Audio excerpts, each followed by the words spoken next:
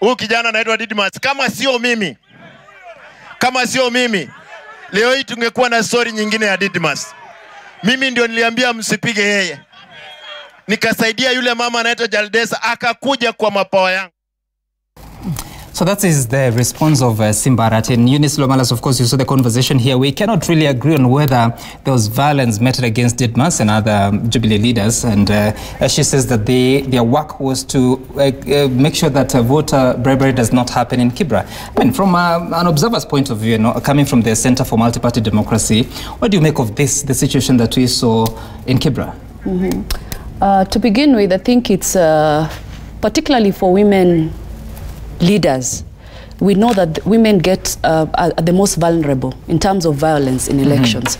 So for women in politics, these ladies who have been nominated, who have been elected, who are in parliament must do all they can to abhor violence, irrespective of the positions they are or whatever leanings they have in politics.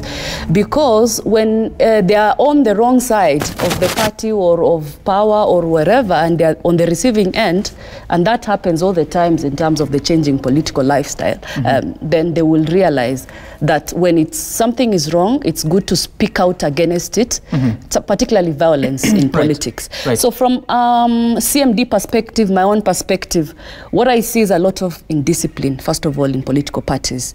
This Kibra election has shown us a lot of political party indiscipline that trickles down to the entire nation.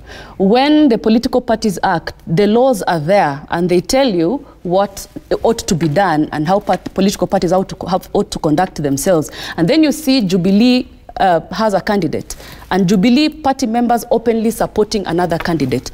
That should be a disciplinary issue within the party. So that kind of indiscipline replicates itself across the country. And this is why we have indiscipline in everyone and in everything. So what example are we giving to the younger people if we are ourselves indisciplined? This thing of Kibra and the violence has to go. First, you have to look at the clip from Edwin Sifuna. You know, that goes without saying. You know, the clip where he is saying kuna kunguni and actually singles out Didmas and Khalwale, and we see that is followed by violence meted out.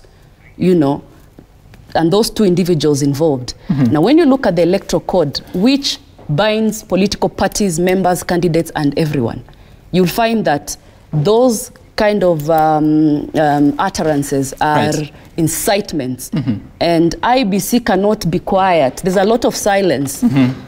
IBC must speak out, and any and every right-thinking Kenyan must speak out against the violence. IBC can initiate on its own account and accord action against the party, action against the candidates, against individuals, and these matters can actually go to court. So if IBC does not take action, any public individual must come out and take action against the party and the candidates and individuals concerned. But this has to be done. How do politicians deal with the situation on the ground if they say that they saw some bribery happening and there is that incident of violence and Khalwale is being attacked? How are they supposed to behave themselves as politicians and citizens? I'm telling you, I don't know what is wrong with this country and our people. So I don't know whether we are still suffering from the effects of slavery or what it is. Because if you're seeing someone being bribed, with this age of technology, why don't you take photos? Why don't you call up? Why don't you? Yes. Why don't you actually? If you can't help. No. It's my turn to speak. Why don't you get that person then physically arrested? Yeah. If you can. And then take this person, if there was a lot of security. Yeah. So instead of stones and incitements and all of that, why can't, which one person did we see arrested or video of someone being bribed or whatever? We saw people arrested for voter bribery. All right. After citizens took let's listen in before we bring in Alice Wahome. Let's listen into what some of the members of parliament from the ODM and who associate with their team members had to say in as far as the Kibra election is concerned. Mwanzo wa ngoma ni Lele Mama. Lele Mama limeanza na Kibra, sasa ngoma yenyewe ni BBI.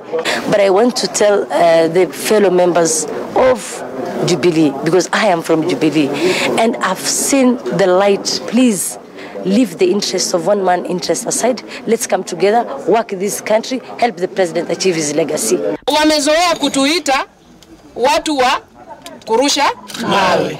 Wanatuita watu wa kurusha mawe, kumbe hao ndio watu wa kurusha boulders na marocks. Because we saw Honorable Boni Alwale, who normally calls us watu wa kurusha mawe. He had rocks and boulders. Lakini akajua watu wa Kibra na wa stones and pedals. We dealt with him with these boulders. No tiyo koso kweti. We want to tell him Kibra people are very peaceful people. Fred Matiang'i did not vote in Kibera. Karanja Kibisho did not vote in Kibera. The people who voted Kibera and defeated you are the people of Kibera themselves. All right, before I rope in Alice Wahome, joining us here on set is Honorable Claudio Cheriot, Woman Rep for Baringo. Thank you so much for making time this morning. Honorable Alice Wahome, let me come back to you. You've seen the video that has just aired there, and just from the conversation that we're having here in studio, your counterpart, Honorable Fatma Gedi, there saying that she's seen the light. Even as a Jubilee supporter, she's seen the light.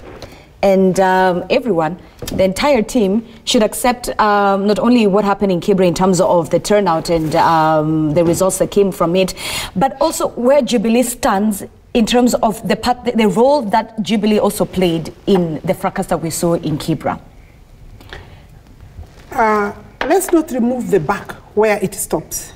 If you look at all those conversations that you have put in there, starting from their leader, the Honorable Raila Odinga, come to Junet statements, go down to Sifuna, go down to Simba Arati, now Mishi Boko and Gladys Wanga. Incidentally, nowadays Gladys Wanga seems to be holding brief for Karaja Kibichu and Fred Matiang'i. And I say that with great respect, because at this particular time, the Minister for Interior Security and the Principal Secretary are the ones supposed to be bringing some order and giving the right directions. But you know, you have seen her there saying, Kibichu, they did not go to Kibra.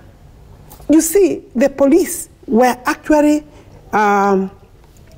like, they had some instructions to play, you know, go slow. They were not doing any arrest. I don't know whether you have seen serious activity, because to start with, at every gate to a polling station, there is a marked boundary that other than a voter or an agent with a badge should not exceed.